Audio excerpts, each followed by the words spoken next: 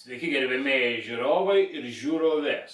Susitinkame šiek tiek neįprastoje situacijoje. Matote prie manęs veikiantis televizorius, bet reikalas tame, kad ši laida bus labai neįprasta. Man reikia šiek tiek parodyti jums kadrų, šiek tiek parodyti jums vaizdų, kad paaiškinti, ką aš jums noriu pasakyti. Nes iš tikrųjų aš esu šią temą apie vegetarizmą ir panašias dietas. Vegetarizmas, veganizmas, frutizmas, vaisizmas, aš nežinau lietuviškai kaip netgi išversti. Bet kokiu atveju, visą tai aš esu išsakęs nemažai savo laidų, visą tai esu išsakęs nemažai savo straipsnių. Beje, jeigu nežinote, mano straipsniai yra sveikos gyvensenos saite. Tiesa, šis saitas dabar šiek tiek yra dirbama ties saitu, taip kad šią akimirką, kai aš įrašinėju šią laidą, straipsnių kol kas jūs matyti negalite, bet kai bus saitas sutvarkytas, jis veiks dar greičiau, dar geriau ir žinoma, jums bus dar maloniau skaityti visus tos straipsnius. Bet kokiu atveju pereinam atgal iš karto prie temos. Taigi, aš daug kalbėjau apie minusus visų šitų, reiškia, tokių negerų dietų. Ir iš tikrųjų aš pažįstu žmonių, kurie visgi po visų mano įspėjimų metėsi į tą, taip sakant, pamišusią dietą. Aš rimtai nejuokausiu, aš pateiksiu jums šiokių tokių, aš nieko jums neįrodinėsiu, aš tiesiog pateiksiu šiokių tokių, reiškia, grinai kadrų, šiokių tokių faktų jūsų pačiu apmąstymui. Ta prasme, jūs renkatės, aš negaliu jūs priversti daryti vieną arba kitą, bet aš jums galiu tiesiog jūs įspėti ir galiu jums tiesiog pateikti šiek tiek medžiagos, kad jūs apmąstytumėt. Gerai. Taigi, ką mes čia turime? Reiškia, technikos padedant, mes dabar galime įjungti, reiškia. Taip. Reiškia, čia yra du labai žinomi sveikatos specialistai. Šis žmogus šitoje pusėje, tai yra, reiškia, Džonas Makdougalas. Jis yra pats žymiausias vegetaras visam pasaulyje. Jo knygos yra absoliutus bestselleriai. Ir beje, jeigu jūsų kaimynas vegetaras, tai jūs galite labai dėkoti būtent šiam žmogui, nes jisai labai aktyviai būtent skleidė visą tą, reiškia, vegetarizmą ir panašias dietas. Tai dabar maždaug aš įjungsiu video ir galbūt aš padarysiu toliau šiek tiek. Nes aš žinau, ką jie šneka, aš susipažinau su medžiaga šio video, bet aš grinai noriu, kad jūs atkreiptumėt dėmesį į šiuos du žmonės. Reiškia, šie du žmonės, jie turi, reiškia, vieną panašumą. Jie abu yra vegetarai, arba labai arti vegetarizmo, lyg tai pats Makdougalas, tas prašus vegetaras, lyg tai kartais valgo mėsą. Bet kiek tas kartais, lyg tai kartą į metus ar kažkas panašaus. Bet aš sakau, aš į jo, reiškia, grinai į jo kišenę neįlysiu, aš tiksliai nežinau, ką jisai būtent ten valgo, bet aš net neabejoju, jau vien žiūrint į šį video, labai neabejoju, kad jisai yra arba vegetaras, arba veganas, arba kažkas labai arti to. Nes aš jums, reiškia, patiems leisiu atkreipti dėmesį, kaip jie atrodo ir kas čia yra ne taip. Reiškia, šiam žmogui, vėlgi sveikatos specialistas garsus, jam yra, nepatikėsite, 62 metai. Sakysite, Martynai, žmogus senas ir ko tu prie jo pristoji. Aš visada, žinote, žmonėm aiškinu,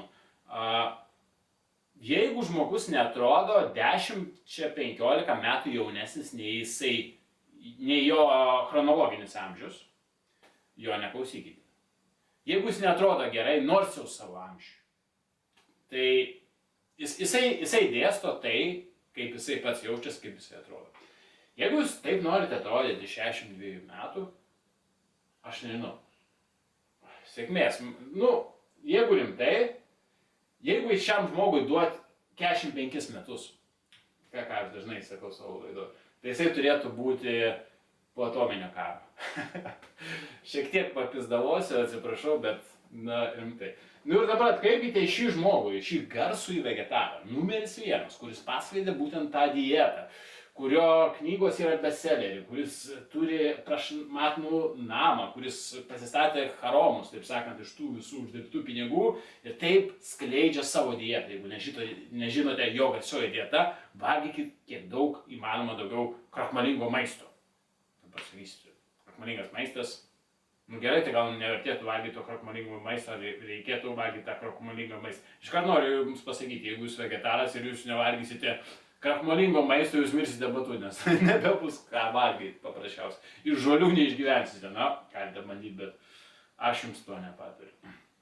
Ir štai tas garsusis vegetaras, pažiūrėkit, kaip jis atrodo. Spėkite jo amžių. Dabar, spėkite jo amžių, jūs nežinote jo amžių, tikriausiai spėkite jo amžių. Aš spėjau irgi. Aš maniau, kad jam gerokai virš 80 metų. Jeigu rimtai, aš prisiekiu visais šventaisiais, aš maniau, kad jam virš 80 metų. Apie 80 metų kaip minimum. Aš pažiūrėjau kitų žmonių laidas, nes ši laida tapo labai populiari. Visi, kas mano, kad vegetarizmas nėra labai sveika mityba, ne be priežasties, dauguma tų žmonių, kurie, reiškia, sukūrė būtent tokias panašias laidas, jie yra ex-vegetarai, jie yra nudegę nuo vegetarizmo. Taigi, jie irgi, taip sakant, nustebę, kaip šis žmogus atrodo, taip sakant, vegetaras numeris 1, ar tie vegetarai, veganai neturėtų būti super sveiki žmonės. Reikalas tame, kad šiam žmogui 71 metai. Jeigu jūs paklausysite, aš biškį padarysiu garsiau, jisai šneka, nu, grinai kaip šnekėtų vegetarai, reiškia, jisai kiek žinau apie 40 metų vegetaras, tai jūs maždaug išgirsit kažką panašaus kalbėdami su vegetarais. Paklausykit. Yeah. The middle class is not a second upper class. You know, every place you go, you can see this is a stupid, simple message. Čia jis dar normaliai, žiūrėk, tu mes biškį pasuksim. Certainly in my lifetime, certainly in your lifetime. We have research on, would you like me to tell you some of the research? 35 to 40%. That's not true. Nu, pažiūrėkit, aš įtarčiau, kad žmogus arba šiek tiek nesveikas, arba išgėręs, arba apsinarkašinęs, jeigu rimtai. Na, jūs patys man pasakykite. 71 metai žmogus. 90% carbohydrate. Dabar, ką aš noriu pasakyti? Kad kaip aš norėčiau atrodyti 71 metų. Na, man, jeigu nežinote, 42 metai. Nu, ta prasme, man už 2 mėnesių bus 42 metai. Aš netgi linkęs save šiek tiek pasendinti iš tikrųjų. Na, nežinau, jums spręs, kaip aš atrodau.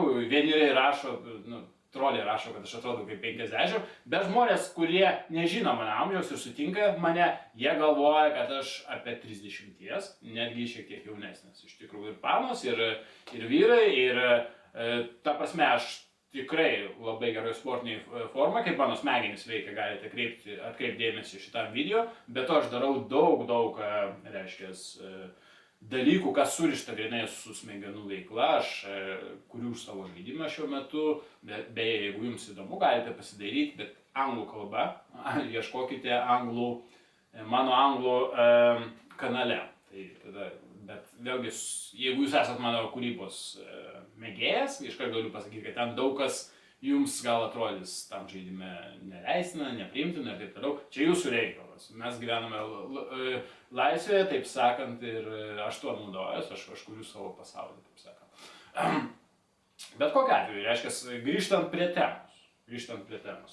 Taigi, jeigu jūs taip norite atrodyti 71 metų, tai sėkmės jums iš tikrųjų. Ar jūs norite atrodyti taip 60 metų, irgi sėkmės jums.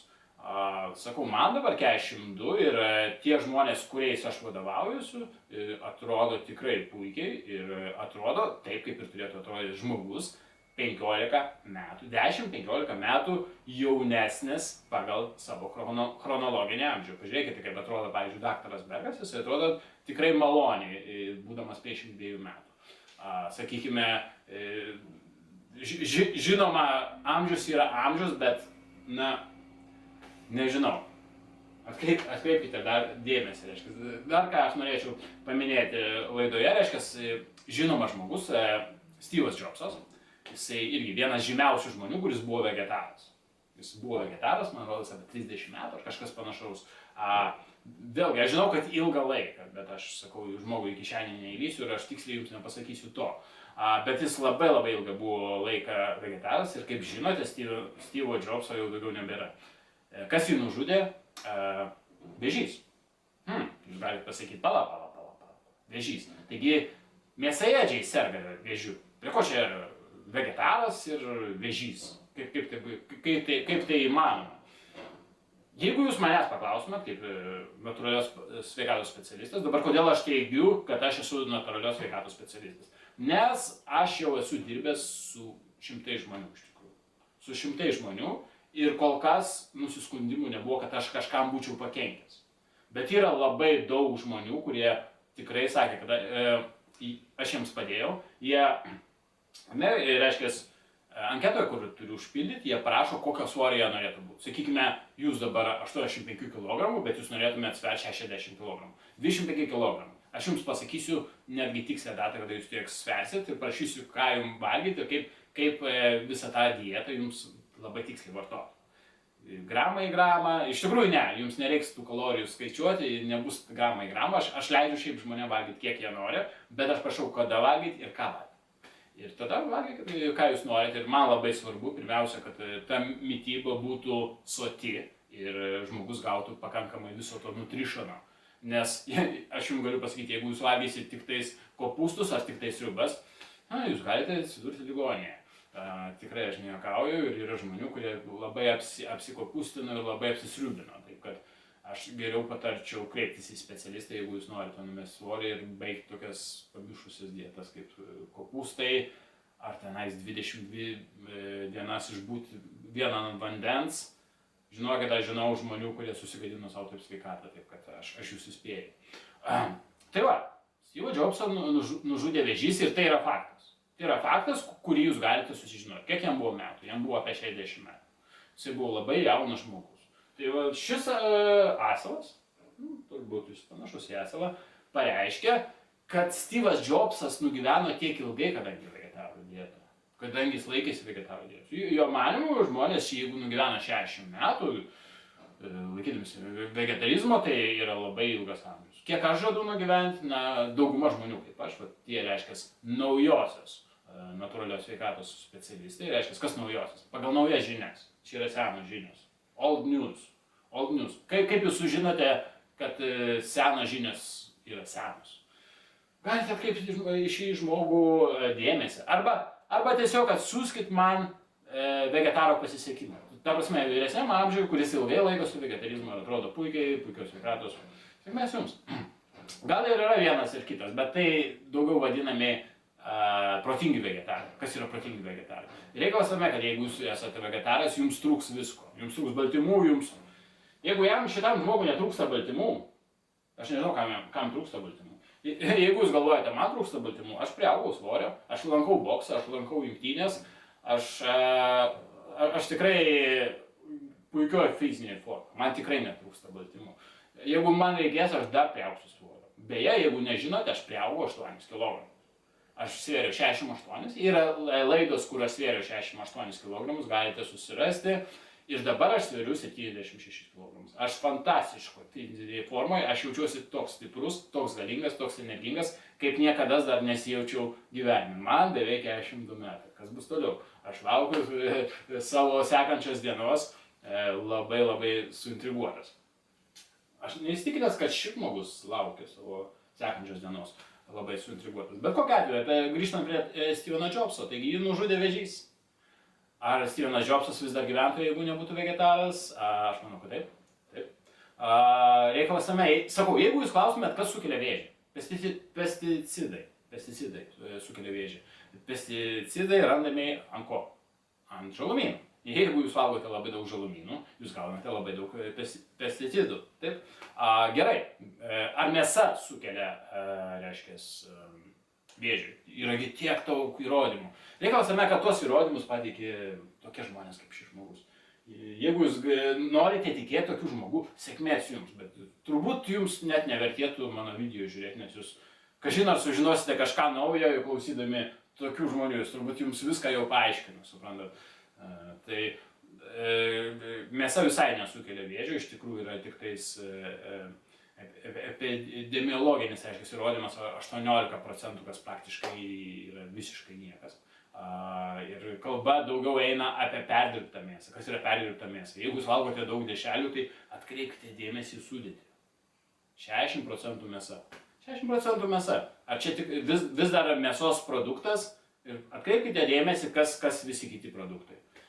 Jūs pasikasysite galvą, nes jūs nežinosite sudėties. Tai kokią mėsą jūs valgote?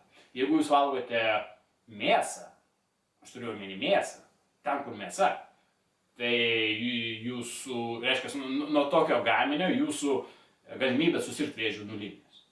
Aš jums tai sakau, kaip natūralios sveikatos specialistas ir dauguma žmonių, kurie užsiima tą pačią veiklą kaip aš, jums patvirtins žodį, ką aš jums sakau. Tai va, mėsa nėra nuodas, beje, šioje laidoje, reiškia, tema buvo, ar visgi vertėtų žmogui valgyti šiek tiek mėsos, nes dabar daug kas šneka, kad vegetarizmas gal nebūtų taip blogai, jeigu tie, ir aš panašios nuomonės turėjau, jeigu tie, reiškia, vegetarai valgytų nors jau 10% savo kalorijų grinai mėsos. Gyvulinės tos produkcijos, kiaušiniai, mėsa, sūris, visa tai. Ir McDougall'as pasakė, žinoma, tokia dieta būtų visai nebloga, bet kamgi valgyti mėsą, jau galima tada valgyti M&M's saldainius, nėra jokio skirtumo. Na, iš tikrųjų, jeigu nėra jokio skirtumo, dar jisai nusišnekėjo, kad, reiškia, neandertalai valgė, jie buvo vegetarai, neandertalai buvo vegetarai, reiškia, ir pas jį yra įrodymai. Na, jeigu neandertalai buvo vegetarai, aš tada neturiu jums ką pasakyti. Gerai, tiek bus šiai laidai, na, aš tikiuosi galų gale aš prisibrausiu prie tų, reiškia, su trolių vegetarų sąmonės ir pakeisiu jūs. Bet kokiu atveju, reiškia, dabar yra didžiulis judėjimas vadinamas ex-vegetaristai, reiškia, tie ex-vegetarai, kurie nudegė nuo tos dietos ir pasišalino nuo tos dietos ir jie dabar įrašinėjo savo video, kas su jais buvo ne taip. Tokių video dabar surasite YouTube'e milijonais, reiškia.